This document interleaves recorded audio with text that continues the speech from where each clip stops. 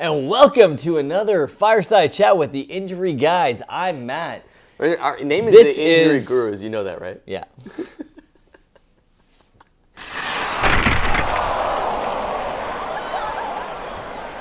Hey folks, welcome to another episode of Injury Gurus. This one is really exciting. Before we get started, cameraman Mike is here. We got Matt, our resident physiotherapist. And Al just dyed his hair again. And Al, me, your host, of course. I'm really excited for today's episode, as I just said, because we're gonna introduce a new member to our team, Injury Guru Bill, who you guys will meet shortly.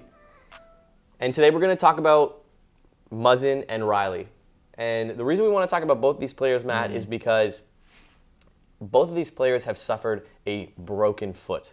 And it's interesting because if you pull up the replay for us on the Rielly one first here, take a look. Barkov pulls the shot into the middle of the ice and wires it off of Rielly's boot, but off the inside of his skate. He turns his foot, it's the inside of his skate, and he finishes the game. Now, contrary, Muzzin... Tough as nails. Tough as nails? Yeah, I mean, that's crazy. I want to talk about that too. But Muzzin, he takes us off the laces, and he's wearing a skate guard, which is also interesting because more padding. But he goes down immediately. Should protect him. Yeah, goes down immediately. He's out of the game. And thanks for throwing that up there, Mike.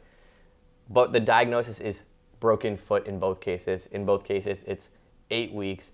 But they, to me, seem like different injuries. Yeah. And so maybe you could talk, like the foot break is vague. Yeah.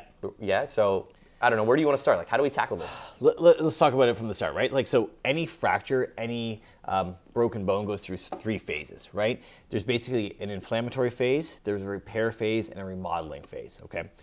The inflammatory phase is pretty self-explanatory, right? In this case, a puck hits a foot, causes a fracture. We get swelling, a lot of blood flow.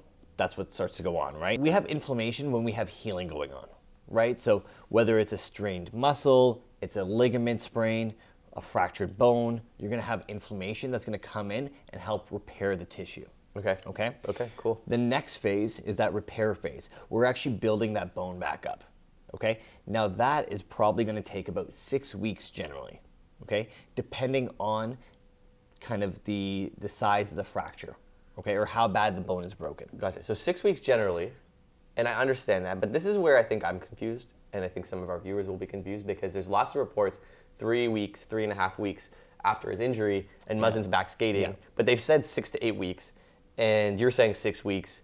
You know, that doesn't give me a ton of confidence in the diagnosis, or what am I missing, I guess? So I think what's important here with Muzzin specifically is he was wearing the skate guard, right? So even though it was we can probably surmise at this point it was a hairline fracture. Okay, so not like you're falling off a tree when you're a kid and you're breaking your arm and you got to go to the hospital for them to reset it. In this case, it was probably a hairline fracture. They put him in a boot, took him non-weight bearing for a little bit of time. And now, even though it's been 3.5 weeks, he's good enough to start putting weight on the bone, which is going to help that healing process. And they've got to get his conditioning back up, which is why he's on the ice by himself with no other skaters. So there's not going to be any Aaron pucks. He's not going to get hit right now because it's not that strong, but it's strong enough to start putting stress on the bone to make it stronger. They need to get his conditioning up, right? Like, he's going to come back to being the #1 defenseman on this team for the rest of the season because, like we discussed, Rielly is probably going to be out until maybe the last week of the season, last 2 weeks of the season. He needs to get his conditioning up, get back on the ice, get moving again. How should I think about what a hairline fracture looks like? Give me your arm. All right. Joking. A hairline fracture is exactly what it sounds like. It's literally, if you can take a strand of hair, for those of you who still have some hair who are watching home on TV, it's literally like that, right? It's a very thin disruption to the bone, okay? As opposed to what we think of as a bone break, which we always think of, like, again, like kids falling out of trees where they have to actually reset a bone to be in a line. Okay, so the bone break between Rielly and Muzzin it's a vague term, admittedly, and time frame is vague. That's right. But maybe this is a good time to introduce our newest member. Let's do it. Bill. Let's go see Billy. So it's time for our newest segment, Anatomy for Regular People with Bill.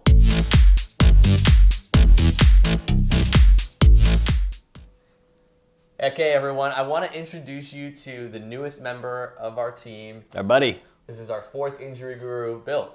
And Bill's going to be helping us to make the injuries that we talk about more digestible without his digestive tract, but certainly we're going to make this more digestible. So let's cut right to the foot. Come down with us, Mike. Let's go.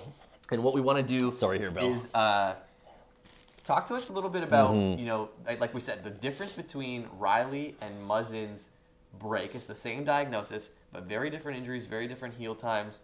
Why? Again, we don't know based on what they've released which bones are broken. We know Muzzin took the shot more on the top of the foot. We know Rielly took the shot on the inside of the midfoot. But let's not focus on that. What I want to focus on is actually everybody here can see how many bones are here. We don't want to, again, make it too didactic. But what we want to know is how the foot moves, right? So as Zoe comes into the frame here, we all know the foot goes up and down, so we call that plantar flexion and dorsiflexion, and then it kind of scoops in and out. So supination and pronation, okay? Here's the important thing. Thank you, Zoe. All the bones move in all those movements, okay? So no matter which bone you break, you're gonna have pain during the movement, and they're all weight-bearing joints, which is why you need to be in a boot to let the foot heal for a certain amount of time, depending on how bad the fracture is. And that's what's really the important part here. Gotcha. That's obviously really interesting, and I appreciate you sharing that with us. Is there anything that we need to know about the foot that would help us in terms of thinking about everyday movement, everyday rehab, just being more conscious and mindful of the way we live our lives? Because obviously, injuring your foot sucks. Yeah. What I tell everybody, be barefoot more. Interesting. Right? And that's why hockey players typically really actually have great balance, because they're basically barefoot in a boot, on a blade, on the ice. All right. Thanks, Bill. Thanks, Bill. Great job. Great job.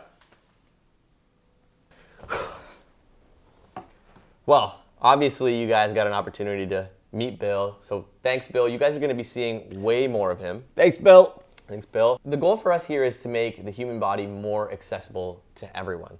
Obviously, we were with Bill. We were talking a little bit more about the complications of the foot and the details of it. A lot of really great lessons, I think, for me here is that the foot is really one of the more complex structures in the body, which makes it harder for us to maybe get more understanding of as it relates to injuries in athletes. I think that's true, right? And specifically in hockey, you're in the boot, right? You know how much I love boots. When you're dealing with the human body, there is some complexity. And the healing times are always estimations based on what we know to generally be true, okay? When we're talking physiology, and literally it's like first year university physiology, it never changes. The body heals in a certain timeline. Why do pro athletes come back a little bit quicker? Probably because they're getting paid, to be honest. And they get rehab on the daily, okay? Why is Muzzin going to be back a little bit earlier? His fracture was probably a little bit less severe than Rielly's. And that probably has to go to the fact that where he took the puck, the fact that he wears a skate brace as well to protect against that, even though it didn't completely protect him, that's going to help him get on the ice early. And the proximity of the shot, too. I think the velocity the puck was traveling. That's the number one thing, right? Like, how hard are you getting hit by the puck? One of the things we didn't talk about is one part of the foot stronger in terms of less likely to break. So that's not necessarily true. What's actually true is where you're getting hit on your skate.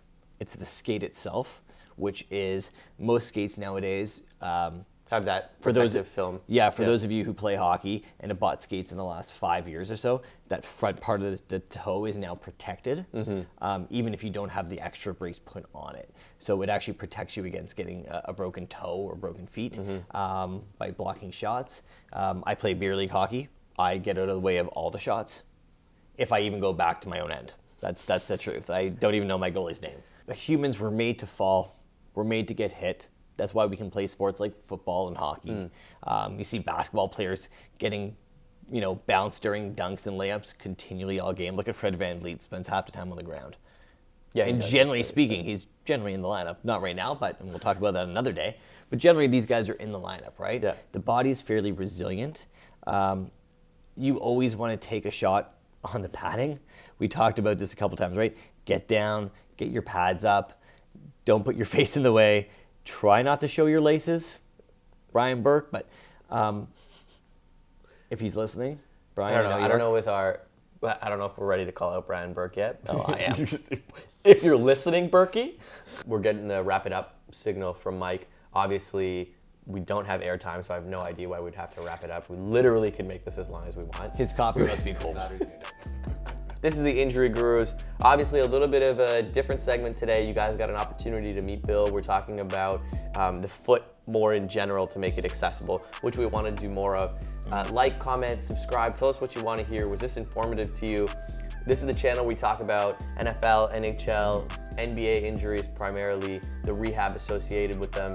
Can they happen to you? And of course, we're talking about the fantasy implications. We're the Injury Gurus. That's Matt, cameraman Mike. I'm Al. Thanks for tuning in, and we hope to see you soon.